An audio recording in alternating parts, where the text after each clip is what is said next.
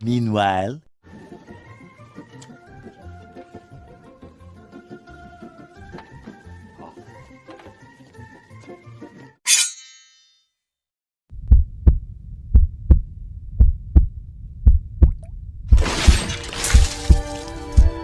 meanwhile.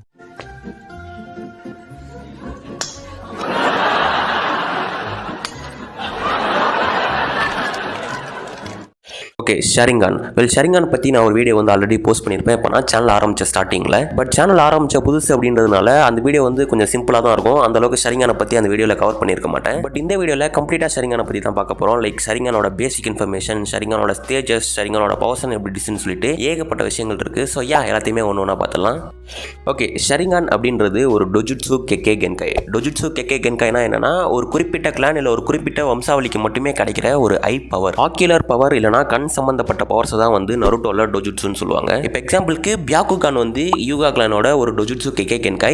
யூகா clan மெம்பர்ஸ்க்கு மட்டும் தான் வந்து பியாகுகான் இருக்கும், வேற யாருக்குமே இருக்காது. ஸோ அதனால அது ஒரு டொஜுட்சு கெக்கே கென்கை. அதே மாதிரி தான் ஷரிங்கானும் உச்சியா கிளான் மெம்பர்ஸ்க்கு மட்டும் தான் இருக்கும், வேற எந்த கிளான் மெம்பர்ஸ்க்குமே இருக்காது. நருட்டோ யூனிவர்ஸ்ல ஷரிங்கான் வந்து ரொம்பவே பவர்ஃபுல்லான ஒரு டொஜுட்சு, ரொம்பவே ஃபேமஸான ஒரு டொஜுட்சு கூட. ஆரம்ப கட்ட வாரிங் செட் பீரியட்ல இருந்து ஷரிங்கானை பார்த்து பயப்படாதவங்களே கிடையாது, இன்க்ளூடிங் நடன் லீஃப் வில்லேஜ் தான் சொல்றேன். நைன்டெயில்ஸ் வந்து கோனோஹாவை அட்டாக் பண்ணும்போது கூட பாத்தீங்கன்னா தெரியும், வில்லேஜ்ல இருக்கிற எல்லா ஷினோபிஸ்மே வந்து நைன்டெயில்ஸ் எதிர்த்து சண்டை போட்டுட்டு இருப்பாங்க. பட் உச்சியா கிளான் மெம்பர்ஸ் மட்டும் பாத்தீங்கன்னா வில்லேஜ்ல இருக்கிற எல்லாரையுமே எவாக்குவேட் பண்றதுக்காண்டி ஹெல்ப் பண்ணிட்டு இருப்பாங்க. உச்சியா கிளான் நைன்டெயில்ஸ் பக்கத்திலேயே போகக்கூடாதுன்னு சொல்லிட்டு தான் அவங்கள வந்து வில்லேஜ்ல இருக்கிற எல்லா பீப்புள்ஸையுமே எவாக்குவேட் பண்ண சொல்லி வில்லேஜ்ல இருந்து ஆர்டர் கொடுத்துருப்பாங்க. ஏன்னா உச்சியா கிளான் மெம்பர்ஸ் வந்து அவங்களோட ஷரிங்கானை யூஸ் பண்ணி நைன்டெயில்ஸை கண்ட்ரோல் பண்ணி ஏதாச்சும் பண்ணிடுவாங்களோ அப்படின்னு சொல்லிட்டு ஒரு பயம். அதனால தான் வந்து உச்சியா கிளானை பக்கத்தில் கூட விட்டுருக்க மாட்டாங்க. அண்ட் அஃப்கோர்ஸ் இந்த பிரச்சனை வந்து ரொம்பவே பெருசாகி உச்சியா கிளானே வந்து மொத்தமாக அழிஞ்சு போகிற மாதிரி ஆகிடும். பட் அது வந்து வேற கதை, நம்ம இன்னொரு வீடியோவில் கூட அதை பற்றி பார்க்கலாம்.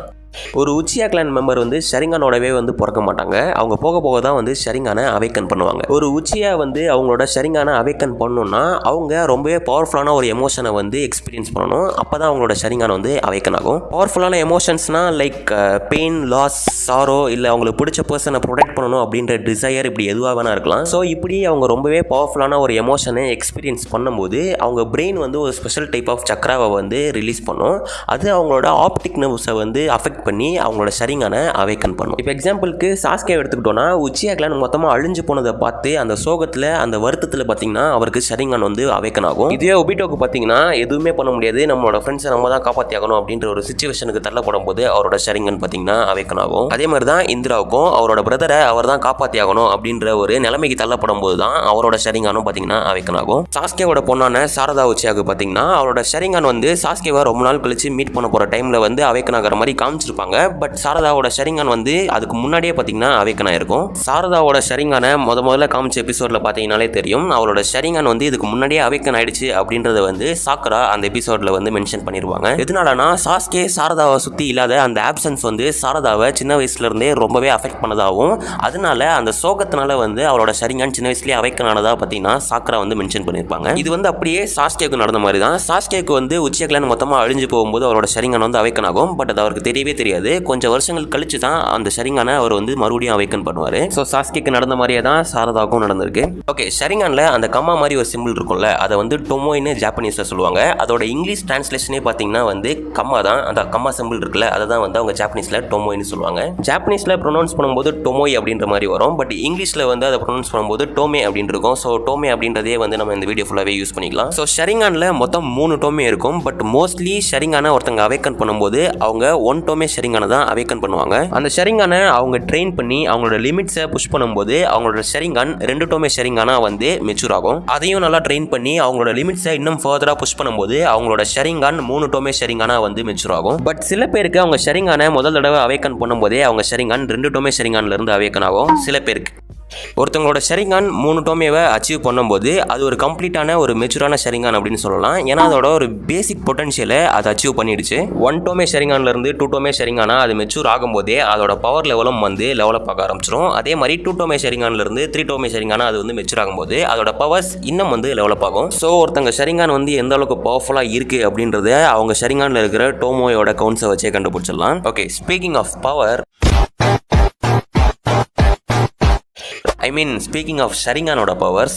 ஷரிங்கானோட பவர்ஸ் பார்த்தீங்கன்னா, அதாவது ஷரிங்கானோட பேசிக் எபிலிட்டிஸை பார்த்தீங்கன்னா 2 வகையாக வந்து பிரிக்கலாம். ஒன்று ஐ ஆஃப் இன்சைட், இன்னொன்று வந்து ஐ ஆஃப் ஹிப்னோசிஸ். இந்த 2 எபிலிட்டிஸுமே வந்து ஒருத்தங்க ஷரிங்கானை முதல் தடவை அவேக்கன் பண்ணும்போதே பார்த்தீங்கன்னா கிடச்சிரும். பட் அந்த ஷரிங்கான் வந்து மெச்சூராக இந்த 2 எபிலிட்டிஸும் சேர்ந்து அது கூட பார்த்தீங்கன்னா மெச்சூராக ஆரம்பிக்கும். அதாவது ஷரிங்கானோட டோமே வந்து இன்க்ரீஸ் ஆக அது கூடவே சேர்ந்து இந்த eye of insight and eye of ஹிப்னோசிஸோட பவர்ஸும் வந்து இன்க்ரீஸ் ஆகிட்டே இருக்கும். So eye of insight and hypnosis வந்து ஒரு டோமே ஷரிங்கான்லையும் எப்படிலாம் ஒர்க் ஆகுது அப்படின்றத ஒன்று பார்த்துடலாம். So starting with one tomoe Sharingan. So one tomoe ஷரிங்கானோட ஐ ஆஃப் இன்சைட் எபிலிட்டி வந்து விஷுவல் கிளாரிட்டி. அதாவது நார்மல் பர்சன்ஸை விட இந்த ஒன் டோமே ஷரிங்கானை ப்ராசஸ் பண்ணுறவங்களால நிறைய விஷுவல் இன்ஃபர்மேஷன்ஸை வந்து ப்ராசஸ் பண்ண முடியும். இவங்களோட கண் பார்வை திறன் வந்து நார்மல் பர்சன்ஸை விட ரொம்பவே வந்து ஜாஸ்தியாக இருக்கும். இவங்களோட ஒன் டோமே ஷரிங்கான் வந்து நிறைய விஷுவல் இன்ஃபர்மேஷன்ஸை வந்து ரொம்பவே சீக்கிரமாக ப்ராசஸ் பண்ணுறதுனால இவங்களால எல்லாத்தையுமே வந்து ரொம்ப டீட்டெயிலாக வந்து பார்க்க முடியும். சின்ன விஷயங்கள்லேருந்து சின்ன மசில் ட்விட்ச்லேருந்து எல்லாத்தையுமே ரொம்பவே மைனியூட்டான டீட்டெயில்ஸை கூட இவங்களால வந்து ரொம்ப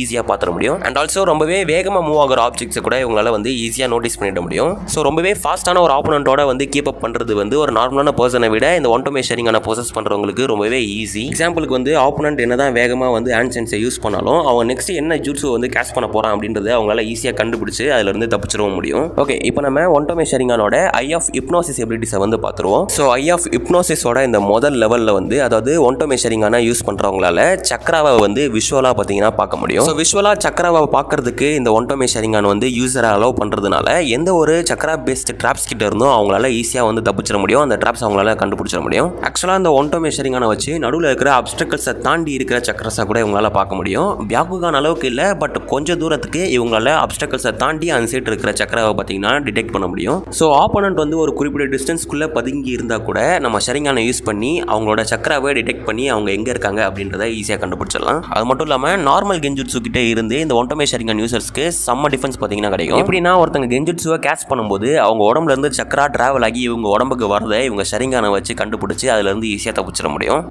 ஓகே, டூ டோமே ஷரிங்கானோட ஐ ஆஃப் இன்சைட் எபிலிட்டிஸை வந்து பார்த்துருவோம். ஐ ஆஃப் இன்சைட்டோட லெவல் 2 தான் பார்த்தீங்கன்னா வந்து மிமிக்ரி. டூ டோமே ஷரிங்கானை ப்ரொசஸ் பண்ணுறவங்களால இப்போ வந்து ஒருத்தங்க பண்ணுற ஃபிசிக்கல் மூவ்மெண்ட்டை இன்ஸ்டன்ட்டாக மெமரைஸ் பண்ணி அதை அப்படியே பார்த்தீங்கன்னா ரெப்ளிகேட் பண்ண முடியும். அதாவது டூ டோமே ஷரிங்கானை வச்சு ஒருத்தங்க பண்ணுற ஆக்ஷனை அனலைஸ் பண்ணி அதை ஞாபகம் வச்சுக்க முடியும். அது மட்டும் இல்லாமல் அதை அப்படியே அவங்க பண்ணுற மாதிரியே பிசிறு தட்டாமல் வந்து ரெப்ளிகேட் பண்ண முடியும். சிம்பிளாக சொல்லணும்னா ஒருத்தங்க பண்ணுற விஷயத்தை காப்பி அடிச்சு அவங்கள மாதிரியே நம்மளால இந்த டூ டோமே ஷரிங்கானை வச்சு பண்ண முடியும். எக்ஸாம்பிளுக்கு ஒருத்தங்க எதையாச்சும் எழுதுறாங்கன்னா அவங்களோட கை அசைவுகளை அனலைஸ் பண்ணி அவங்களோட கையெழுத்தை நம்மளால ஈஸியாக காப்பி அடிச்சிட முடியும். இந்த எபிலிட்டிஸை வச்சு நிறைய விஷயங்கள் பண்ண முடியும். லைக் ஒருத்தங்களோட பாடி லாங்குவேஜை அனலைஸ் பண்ணி அவங்களோட பாடி லாங்குவேஜை ஈஸியாக வந்து காப்பி அடிக்க முடியும். எந்த ஒரு ஃபிசிக்கல் ஸ்கில்லாக இருந்தாலும் நார்மல் பீப்பிள்ஸை விட இந்த டூ டோமே ஷரிங்கான ப்ராசஸ் பண்ணுறவங்களால வந்து ஈஸியாக வந்து கற்றுக்க முடியும். இன்க்ளூடிங் நான் டைஜூட்ஸுவையும் சேர்த்து தான் சொல்கிறேன். ஒருத்தங்களோட ஃபைட்டிங் ஸ்டைலை வந்து அனலைஸ் பண்ணி அவங்களோட ஃபைட்டிங் ஸ்டைலை அப்படியே பார்த்தீங்கன்னா இவங்களாலையும் காப்பி அடிக்க முடியும். ஒருத்தங்களோட ஃபைட்டிங் ஸ்டைலை வந்து காப்பி பண்ணுறதுக்கு அவங்களோட ஃபைட்டிங் ஸ்டைலை ஷரிங்கானை வச்சு அனலைஸ் பண்ணால் மட்டும் பத்தாது. இன்னொருத்தங்களோட டைஜூட்ஸு டெக்னிக்ஸை வந்து காப்பி பண்ணணும்னா அதுக்கு இவங்க உடம்பும் வந்து ஒத்து போகணும். ஸோ அதுக்கேற்ற ஃபிசிக்கல் ஸ்பீட், ஸ்ட்ரென்த், என்டூரன்ஸ் இருந்தால் தான் அடுத்தவங்களோட ஃபைட்டிங் ஸ்டைலை வந்து இவங்களால காப்பி பண்ண முடியும். ஸோ எந்த ஒரு டெக்னிக்காக இருந்தாலும் சரி அதை அவங்க காப்பி பண்ணி அதே மாதிரி மிமிக் பண்ணுறதுக்கு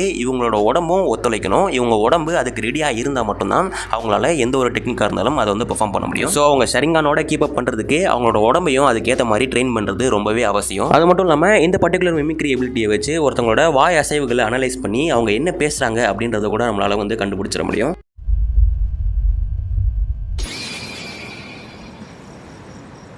ரோஜா பூமாலை. கரெக்ட்டுங்க, கரெக்ட். அதான் நான் சொன்னேன், கரெக்டாக கண்டுபிடிச்சிட்டீங்க. ஓகே, இதே டூ டோமே ஷரிங்கானோட ஐ ஆஃப் ஹிப்னோசிஸோட எபிலிட்டிஸை பற்றி பார்த்துருவோம். ஐ ஆஃப் ஹிப்னோசிஸோட செகண்ட் லெவலில் விஷுவலாக சக்கராவை பார்க்குறதையும் தாண்டி ஒருத்தங்களோட உடம்புல சக்கரா எந்த விதமாக எந்த மாதிரி ஃப்ளோ ஆகுது அப்படின்றத இந்த டூ டோமே ஷரிங்கானை வச்சு பார்க்க முடியும். இந்த எபிலிட்டியோட ஸ்பெஷாலிட்டி என்னன்னா டூ டோமே ஷரிங்கானை ப்ரொசஸ் பண்ணுறவங்களால ஆப்போனண்ட்டோட சக்கரா லெவலில் பார்த்தீங்கன்னா ஆக்சஸ் பண்ண முடியும். லைக் ஆப்போனண்ட் வந்து ஒரு நிஞ்சுட்ஸு இப்போ பெர்ஃபார்ம் பண்ணாங்கன்னா அந்த நிஞ்சுட்ஸுல அவங்க எந்த அளவுக்கு சக்கராவை யூஸ் பண்ணியிருக்காங்க, அவங்க கிட்ட எந்த அளவுக்கு சக்கரா வந்து பேலன்ஸ் இருக்குது, அந்த பேலன்ஸ் இருக்கிற சக்கராவை வச்சு அவனால் எவ்வளோ நேரம் ஃபைட் பண்ண முடியும், எந்த மாதிரி ஜூட்ஸுலாம் அவனால் யூஸ் பண்ண முடியும் அப்படின்னு சொல்லிட்டு இந்த மாதிரி நிறைய விஷயங்களை இதை வச்சு தெரிஞ்சுக்கலாம். அது மட்டும் இல்லாமல் ஆப்போனண்ட் ஒரு ஜூட்ஸுவை கேஷ் பண்ணும்போது அவங்க உடம்புல பில்டப் ஆகிற அந்த சக்கரா பேட்டர்னை வச்சு அவங்க இந்த டெக்னிக்கை தான் யூஸ் பண்ணுறதுக்கு ரெடி ஆகிட்டு இருக்காங்க அப்படின்ட்டு முன்கூட்டியே தெரிஞ்சுட்டு அதில் வந்து ஈஸியாக தப்பிச்சிட முடியும். அண்ட் ஒருத்தவங்களோட உடம்புல இர்ரெகுலராக சக்கரா ஃப்ளோ ஆகிறத வச்சு அவங்க கெஞ்சுட்ஸில் தான் மாட்டிட்டு இருக்காங்க அப்படின்றத வந்து நம்மளால ஈஸியாக வந்து கண்டுபிடிச்சிட முடியும். அது மட்டும் இல்லாமல் நிறைய வகையான நிஞ்சுட்ஸு அண்ட் கெஞ்சுட்ஸுவை பற்றி ஸ்டடி பண்ணுறதுக்கு அதை மாஸ்டர் பண்ணுறதுக்கு இந்த எபிலிட்டி பார்த்தீங்கன்னா ரொம்பவே யூஸ்ஃபுல்லாக இருக்கும். ஏன்னா ஒருத்தங்க ஏதாச்சும் ஒரு ஜூட்ஸுவை பர்ஃபார்ம் பண்ணும்போது அவங்க உடம்புல சக்கரா எந்த மாதிரி ஃப்ளோ ஆகுது, எந்த மாதிரி பில்டப் பில்டப் ஆகுது அப்படின்றத வச்சு அவங்களால எல்லாத்தையுமே வந்து ஈஸியாக புரிஞ்சுக்க முடியும். ஒரு நிஞ்சுட்ஸு இல்லைனா கெஞ்சுட்ஸு ஒருத்தரை எப்படி அஃபெக்ட் பண்ணுது அப்படின்றத விஷுவலாக அவங்க உடம்புல இருக்கிற சக்கரா ஃப்ளோவை பார்த்தே மற்றவங்கள விட ஈஸியாக வந்து இவங்களால என்ன நடக்குது அப்படின்றத புரிஞ்சு கற்றுக்க முடியும். ஓகே, இப்போ தேர்ட் டொமே ஷரிங்கானோட ஐ ஆஃப் இன்சைட் எபிலிட்டிஸை பற்றி பார்த்துருவோம். ஸோ ஐ ஆஃப் இன்சைட்டோட 3வது லெவல் தான் பார்த்தீங்கன்னா வந்து ப்ரிடிக்ஷன். ஸோ ஷரிங்கானை வச்சு ஒருத்தங்களோட பாடி லாங்குவேஜை அனலைஸ் பண்ணி அதை காப்பி அடிக்கிறது மட்டும் இல்லாமல் அடுத்து அவங்க என்ன பண்ண போகிறாங்க அப்படின்றத ப்ரெடிக்ட் பண்ணுற அளவுக்கு வந்து ஷரிங்கான் இப்போ மெச்சூராக இருக்கும். ஒருத்தங்களோட பாடி மூவ்மெண்ட்ஸ்லேருந்து அவங்க பண்ணுற ஒரு மசில் ட்விச் வரைக்கும் எல்லாத்தையுமே அனலைஸ் பண்ணி அடுத்து அவங்க என்ன பண்ண போகிறாங்களோ அதை வந்து ஈஸியாக ப்ரெடிக்ட் பண்ண முடியுது. ஏன்னாடா நம்ம பண்ண நினைக்கிறது எல்லாத்தையுமே வந்து ப்ரெடிக்ட் பண்ணிடுறானே அப்படின்னு சொல்லிட்டு கிட்டத்தட்ட மைண்ட் ரீடிங் மாதிரி தான் இருக்கும். பட் அது வந்து ஆக்சுவலாக ப்ரெடிக்ஷன் தான். இந்த ப்ரெடிக்ஷனோட அக்யூரசி எந்த அளவுக்கு இருக்குன்னா மோஸ்ட் ஆஃப் த டைம் இது வந்து ரொம்பவே அக்யூரேட்டாக தான் இருக்கும். பட் ரொம்பவே ஃபாஸ்ட்டான ஒரு ஆப்போனண்ட்டோட சண்டை போடும்போது இந்த ப்ரெடிக்ஷனோட அக்யூரசி வந்து கொஞ்சம் கம்மியாகிறதுக்கு நிறைய வாய்ப்புகள் இருக்குது. எக்ஸாம்பிளுக்கு இஷிகி லெவல் ஆப்போனண்ட்டோட ஃபைட் பண்ணிட்டு இருக்கும்போது ஷரிங்கானை வச்சு அவங்களோட அடுத்த மூவ்மெண்ட்டை ப்ரெடிக்ட் பண்ணுறது ரொம்பவே கஷ்டமான விஷயம். ஏன்னா சாஸ்கேவோட ஷரிங்கானை வச்சே இஷிகியோட ஸ்பீடுக்கு வந்து ஈடு கொடுக்க முடிஞ்சிருக்காது. ஸோ அந்த ஷரிங்கானை பொசஸ் பண்ணுறவங்களோட ஸ்கில் அப்புறம் ஆப்போனண்ட்டோட ஸ்கில் அண்ட் ஸ்பீடை பொறுத்து தான் வந்து இந்த ப்ரெடிக்ஷன் அக்யூரசி லெவல் வந்து மாறுபட்டுக்கிட்டே இருக்கும். ஓகே, கடைசியாக 3 டொமே ஷரிங்கானோட ஐ ஆஃப் ஹிப்னோசிஸோட எபிலிட்டிஸை பற்றி பார்த்துருவோம். ஸோ ஐ ஆஃப் ஹிப்னோசிஸோட 3rd லெவல் தான் பார்த்தீங்கன்னா ப்ரொஜெக்டிங் சக்ரா. ஸோ ஷரிங்கானை வச்சு இப்போ ஆப்டிக் நர்வ்ஸ் வழியா இன்னொருத்தவங்களோட மூளைக்கு வந்து சக்கராவை சென்ட் பண்ண முடியும். சிம்பிளாக சொல்லணும்னா ஒருத்தங்க மேலே வந்து கெஞ்சுட்ஸுவை கேஸ்ட் பண்ண முடியும். ஸோ யார் மேலே கெஞ்சுட்ஸுவை யூஸ் பண்ணுமோ அவங்களோட ஐ கான்டாக்டில் வரும்போது இவங்க சக்கராவை இவங்க ஆப்டிக் நர்வ் வழியா சென்ட் பண்ணுறதுக்கு ஒரு ஓப்பனிங் கிடைக்கும். அந்த ஓப்பனிங்கை பயன்படுத்திக்கிட்டு அவங்க ஆப்டிக் நர்வ்ஸ் வழியா அவங்க மூளைக்கு சக்கராவை சென்ட் பண்ணுறது மூலியமா அவங்கள கெஞ்சுட்ஸுக்குள்ளே கொண்டு வந்துடலாம். அண்ட் அஃப்கோர்ஸ் கெஞ்சுட்ஸு வந்து ரொம்பவே வெர்சடைலான ஒரு டெக்னிக். அண்ட் ஒருத்தங்க மேலே கெஞ்சுட்ஸுவை யூஸ் பண்ணி நிறைய விஷயங்களை பார்த்தீங்கன்னா பண்ணலாம். லைக் அவங்களை அன்கான்ஷியஸ் ஆக்கலாம், ஒருத்தங்களை அசைய விடாமல் பேரலைஸ் பண்ணலாம், ஒருத்தங்களை ரொம்பவே ஃபோர்ஸ் பண்ணி நமக்கு தேவையான இன்ஃபர்மேஷன்ஸை வந்து கறக்கலாம், ஒரு சில டார்கெட்ஸை கூட கண்ட்ரோல் பண்ண முடியும். அது மட்டும் இல்லாமல் ஒருத்தங்களோட மண்டக்குள்ள பூந்து அவங்களுக்கு என்ன தேவைன்னா காமிக்க முடியும். இட்டாச்சியை முதல் தடவை ஓஜியில் இன்ட்ரடியூஸ் பண்ணும்போதே பார்த்தீங்கன்னா தெரியும், கக்காஷி வந்து யாருமே இட்டாச்சியோட கண்ணை பார்த்துறாதீங்களா அப்படின்னு சொல்லுவார். ஸோ எல்லாருமே கண்ணை மூடினதுக்கப்புறம் இட்டாச்சிக்கு சக்கராவை அவங்க மூளைக்கு சென்ட் பண்ணுறதுக்கு எந்த ஒரு ஓப்பனிங்குமே கிடைக்காது. ஸோ கக்காஷியை தவிர வேறு யாருமே வந்து கெஞ்சுட்ஸில் மாட்டியிருக்க மாட்டாங்க. பட் இது வந்து எல்லா தடையும் ஒர்க் ஆகுமான்னு கேட்டால் கிடையாது. ஏன்னா கெஞ்சுட்ஸுவை வந்து அவாய்ட் பண்ணுறது ரொம்பவே கஷ்டமான ஒரு விஷயம். ஏன்னா எல்லாமே இன்ஸ்டன்ட்டாக பட்டு நடந்து முடிஞ்சிடும். திடீர்னு பார்த்தா அவங்க கெஞ்சுட்ஸில் மாட்டிட்டு இருப்பாங்க.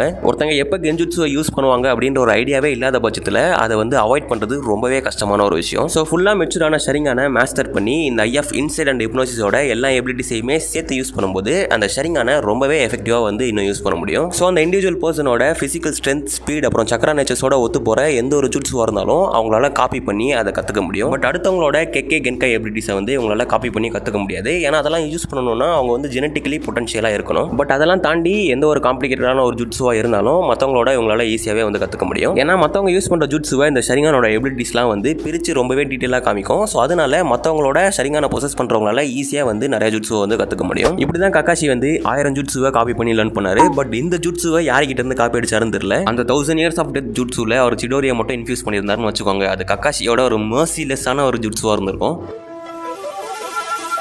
あれ忍者が何遍も後ろ取られんなバカ。この葉隠れ秘伝怪実奥義。